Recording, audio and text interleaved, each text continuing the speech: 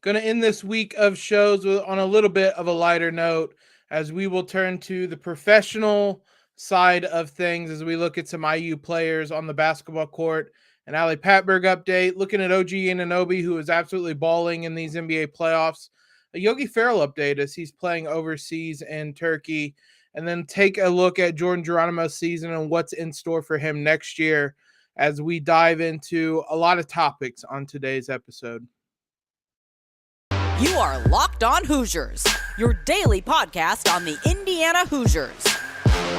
Part of the Locked On Podcast Network, your team every day.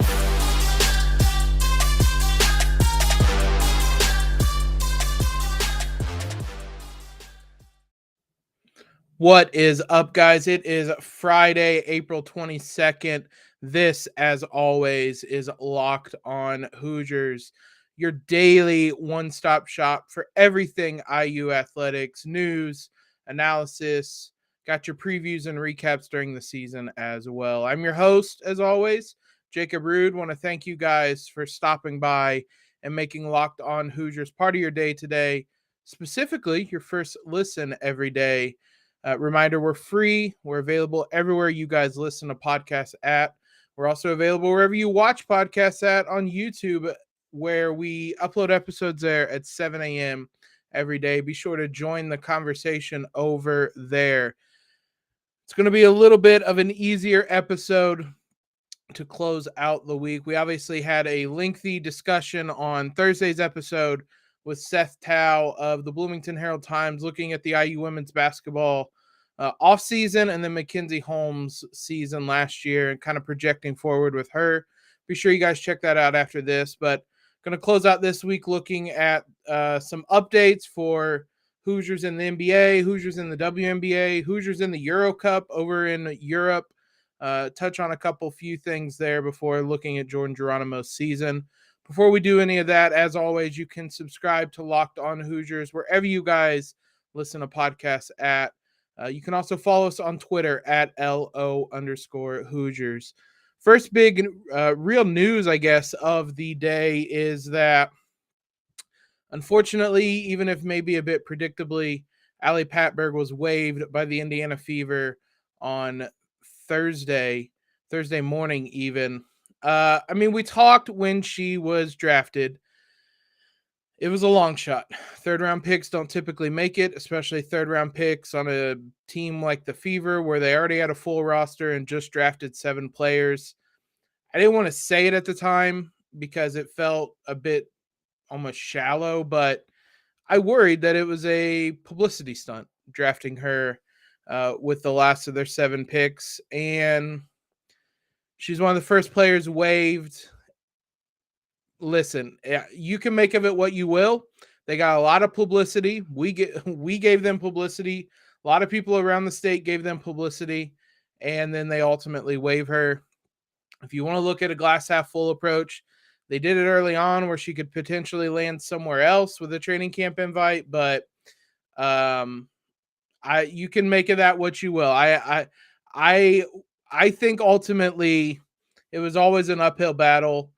From the Fever standpoint, why not draft somebody that's going to get you some publicity? But maybe it was viable. Maybe it wasn't. She's one of the first players waived. Hopefully she's able to latch on somewhere in the WNBA. If not, she's absolutely going to have options overseas as well. Looking in the NBA itself, not a lot of Hoosiers in the playoffs, and really only one that's even playing real minutes. But OG Anunoby is absolutely killing it for the Raptors, who kind of on the inverse are not killing it right now. They're in a 3-0 series hole against the Sixers after a all-time shot for Joel Embiid on Wednesday night. He hits a wild three-pointer late in overtime to win the game. That came despite OG leading the Raptors in scoring. 26 points, 8 of 18 shooting, 4 of 9 from 3. 6 of 9 at the field, 5 rebounds, 4 assists. It is, I don't want to say hard to believe. Impressive maybe is a more fair way of putting it. The player that OG has become, because even when he was here, you could obviously see the archetype of what type of player he could be. Testament to him, to the Raptors, for developing him into this player, because these playoffs, 20 points in game 1, 26 points each of the last 2 games, has 4 threes in each of the last 2 games. He's a viable, bona fide, legitimate, like everything you want to. 3-and-D player is obviously what he's categorized as, but it feels like he's even a step above that. They were going to him in overtime and late in the game at times. Part of that was because the Sixers were trying to hide Joel Embiid on him. If you haven't watched the Raptors this season, their philosophy as a franchise is to just draft, sign, develop a bunch of like 6'6" to 6'9" guys that can just do everything, so that you can't really have a weak link. And OG fits that perfectly. I mean, that's exactly the type of player he is. So if you guys get a chance, Philly, I believe, plays on Saturday. They do it 2:00 on TNT. So tomorrow on TNT, watch. I mean, it might be the last time OG is playing this season.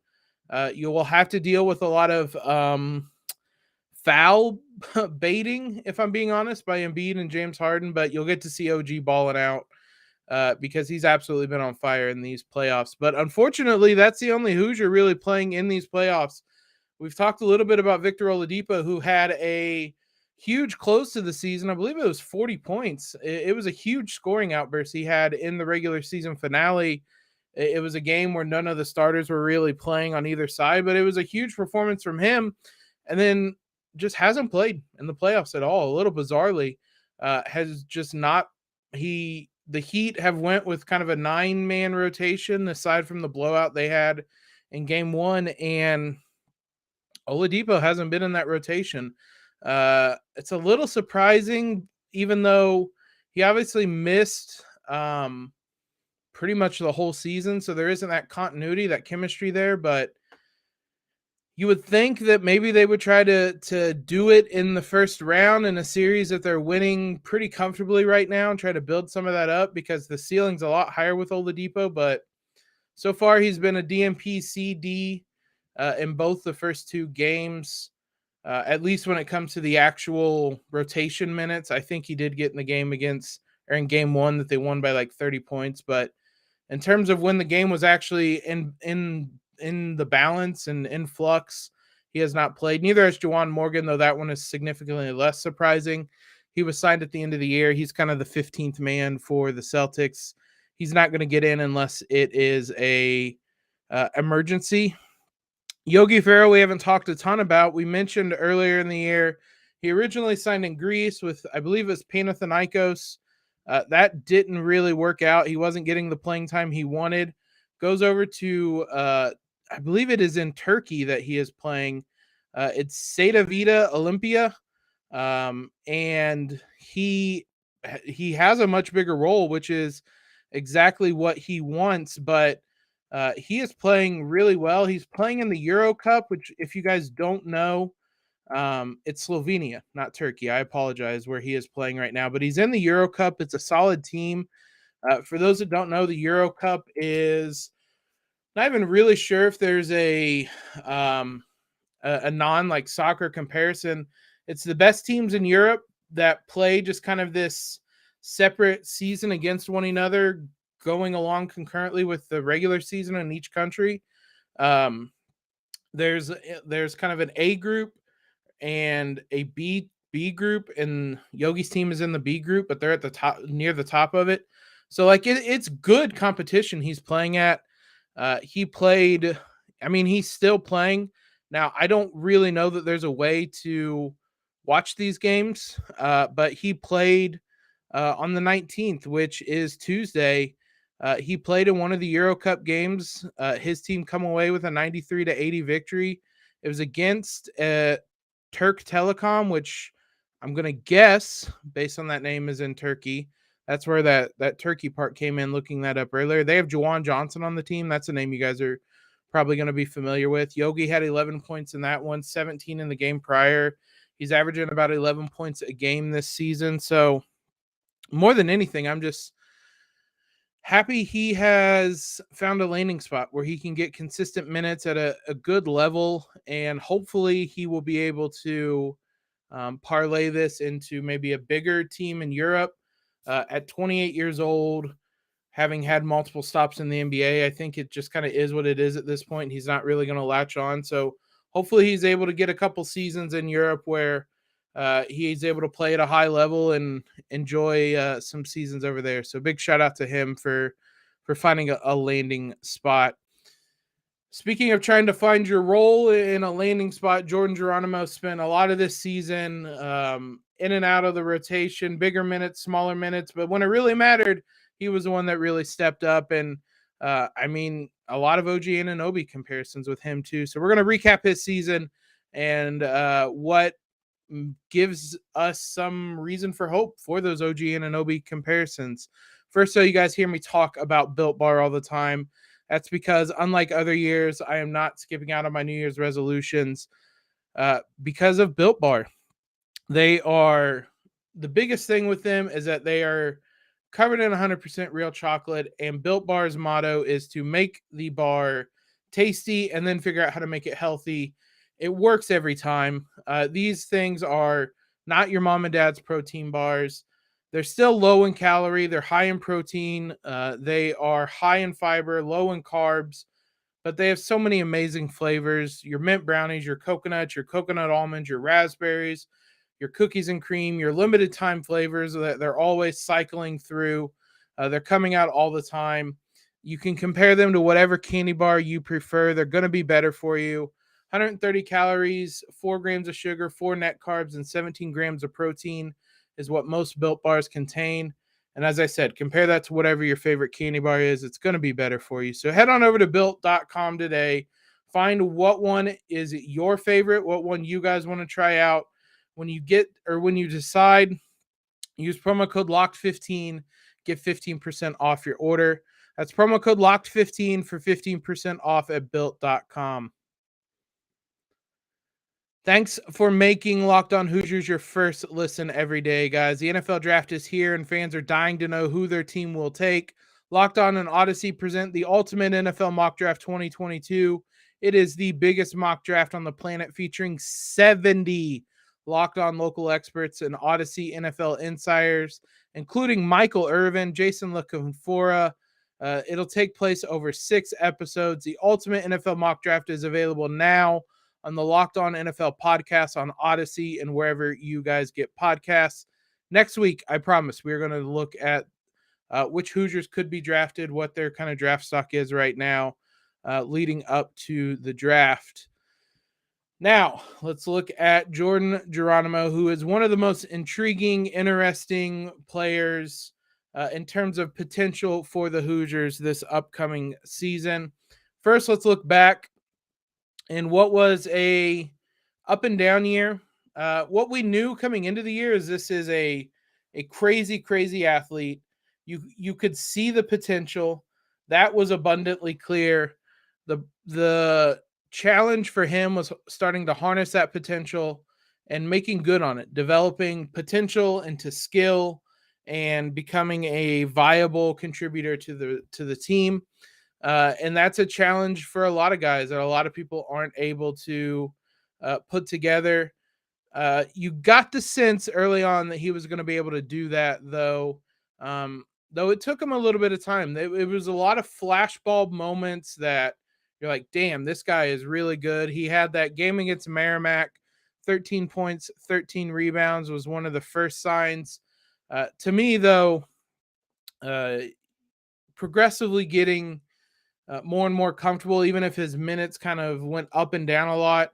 It was that Nebraska game at Nebraska that really stuck out. We talked about it at the time. I mean, statistically, it wasn't even his best game of the season.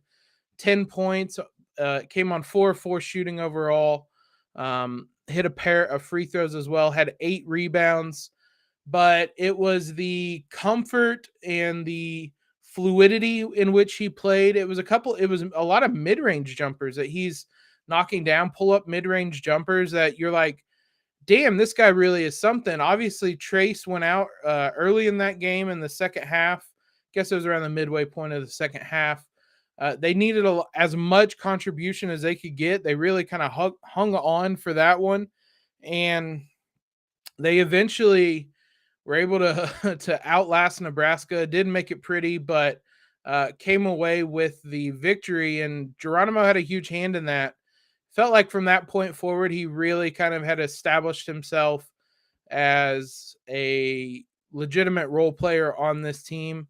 It wasn't consistent every single night. There were still nights where it was 2 points, 3 points, but he was always able to do something. Rebounding is always the big thing with him.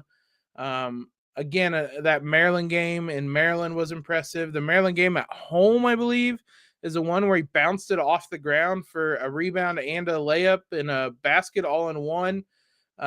He had moments and important ones because, as we've said multiple times during these kind of season recaps, every game mattered for these Hoosiers, and he was important in a lot of those wins. So any contribution he was able to make was a valuable one. A little bit of a scare once you got to the Big Ten tournament, and he went down with injury in that, I believe it was that Illinois game. Didn't play in the Iowa game, but came back in the biggest of ways, the two biggest games of the season for Indiana. And he had probably two of his best performances. That Wyoming game is unquestionably his best game of the season. It was his high scoring mark, 15 points on 7 of 11 shooting. He knocked down a 3-pointer. It was 7 rebounds. 3 of them were offensive, and I think all 3 of them were putback dunks as well. It really only felt like him and Trace were the only ones that were able to really score on the night. And again, they needed all that scoring because it wasn't a blowout. It was a 8-point win, but him and Trace combined for 44 points in that one. So those two absolutely stepped up in that game. And then he follows it up. He was decent in the St. Mary's game. If I'm being honest, I've tried to block a lot of that game out of my mind, but he was one of the guys that it felt like wasn't one of the problems on the night. 9.6 rebounds. I don't even really know how much you can take statistically away from that game, but what you can take away is that his athleticism, his strength, rebounding the ball, he was able to more and more harness that throughout the season to turn it into more and more production. And again, it waned. It was high and low. It was some good here, some off nights there. There were only a few stretches where he played a lot of consistent minutes because that production waned at times.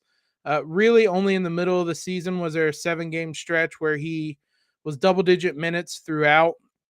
And outside of that, it was really, it was up and down.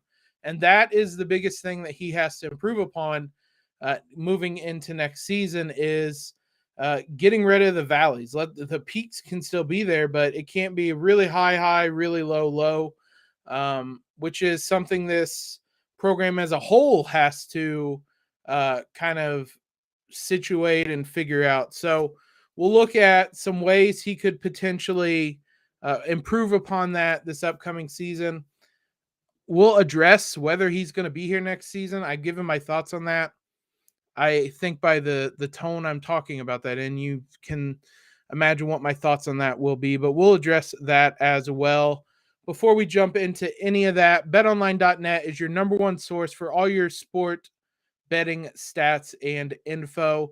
Find all the latest sports developments, league reviews, and news, including this year's basketball playoffs and the start of the MLB season. NBA playoffs have been absolutely wild. If you see me glancing every few seconds over to the screen over here, it's because I have a playoff game on. I'm recording this as the Grizzlies just completed a wild comeback against the Timberwolves. Betting on the playoffs this year has been absolutely wild. BetOnline has been my choice throughout it all.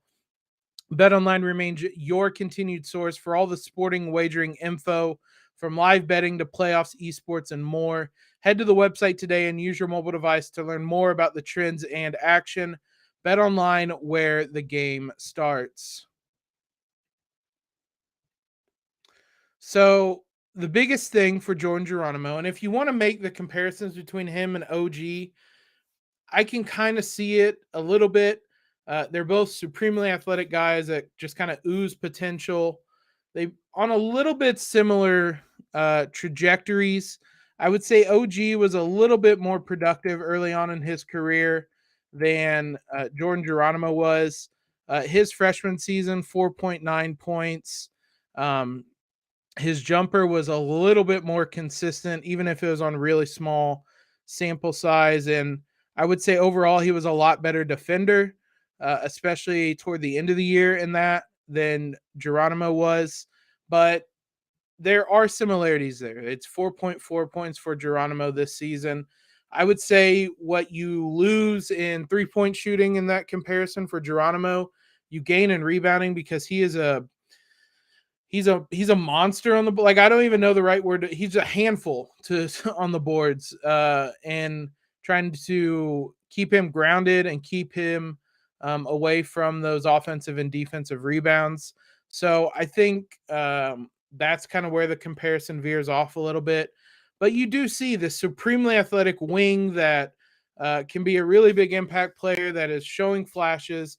All of that, there are a lot of comparisons between the two. The challenge for Geronimo that OG was able to do even in about half a season before he got hurt at Indiana was OG was able to harness a lot of that, turn it into actual production, whether it was in the form of hitting 3-pointers, even though it wasn't consistent.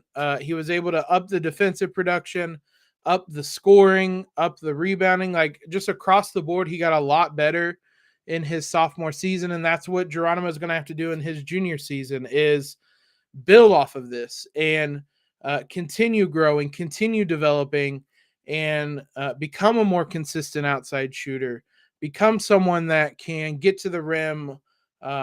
If you can develop an outside shot, then teams are going to close out harder, and then you need to learn how to get to the rim and finish around traffic and through traffic. We saw that pull up kind of mid-range jumper. We really only saw it in that Nebraska game, but we saw it a couple times there. It's adding those things offensively to his game. Most importantly, though, we mentioned he's going to have to develop a 3-point shot, and that is somewhere he struggled this year. Less than 1 3-pointer attempted per game, 31% on those. That number has to go up, especially now. He's a bit of a tweener is a word that's used a lot. It used to mean something bad in the NBA because it meant you were probably out of a job. Now in the modern NBA, tweener is kind of what guys want or what teams want, but he's kind of this power forward in a small forward's body almost. If you're talking about the Raptors, like he has the archetype for somebody the Raptors would want, this 6'6" guy that can do a lot of things, but you're going to need him to develop more offensively to see time on the court. If he's able to develop a consistent knockdown 3-pointer, he's going to see time on the floor, and there's a case for him to play small forward minutes. He has the athleticism, the speed to be able to do that. He's really going to have to develop defensively. There were a lot of times he would get over anxious and foul and just be going a little too fast for his own good.